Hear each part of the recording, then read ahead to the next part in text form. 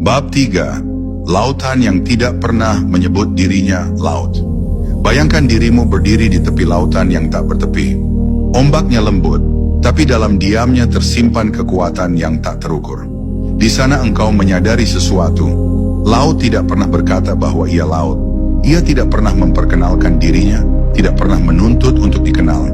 Ia hanya ada, luas, hening, memeluk segala yang datang padanya tanpa menolak, tanpa memilah. Begitulah hakikat tauhid yang sejati. Keesaan tidak berbicara, ia hanya mengalir dalam keberadaan yang tidak mengaku. Manusia, sebaliknya, begitu sering ingin diakui. Ia ingin dikenal sebagai yang beriman, yang mengerti, yang telah mencapai makrifat. Tapi semakin aku ingin diakui, semakin jauh ia dari kebenaran yang sejati. Sebab kebenaran itu tidak membutuhkan pengakuan, ia cukup dengan menjadi. Engkau boleh berkata, aku mengenal Allah, tapi ketika kalimat itu masih berawal dari aku, sesungguhnya engkau belum mengenal. Sebab mengenal Tuhan adalah lenyapnya yang mengenal, hingga yang tersisa hanyalah yang dikenal.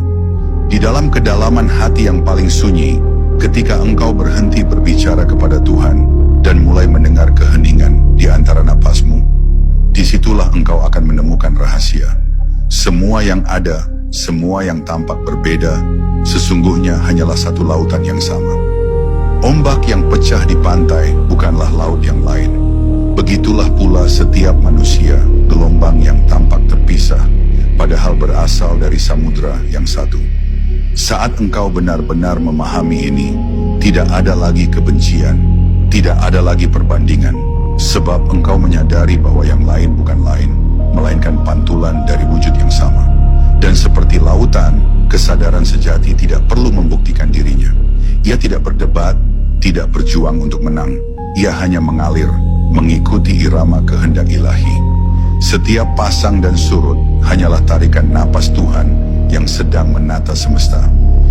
Jika engkau mampu diam di tengah gelombang itu, engkau akan mendengar kesunyian yang berbicara tanpa suara.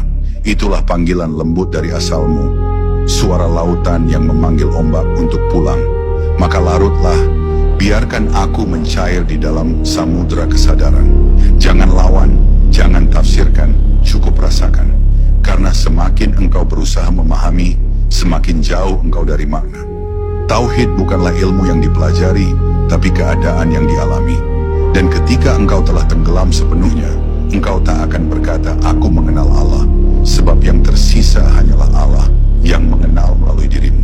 Itulah saat di mana lautan tidak lagi memandang ombak, karena yang ada hanyalah Dia, yang mengalir tanpa nama, tanpa arah, tanpa dua.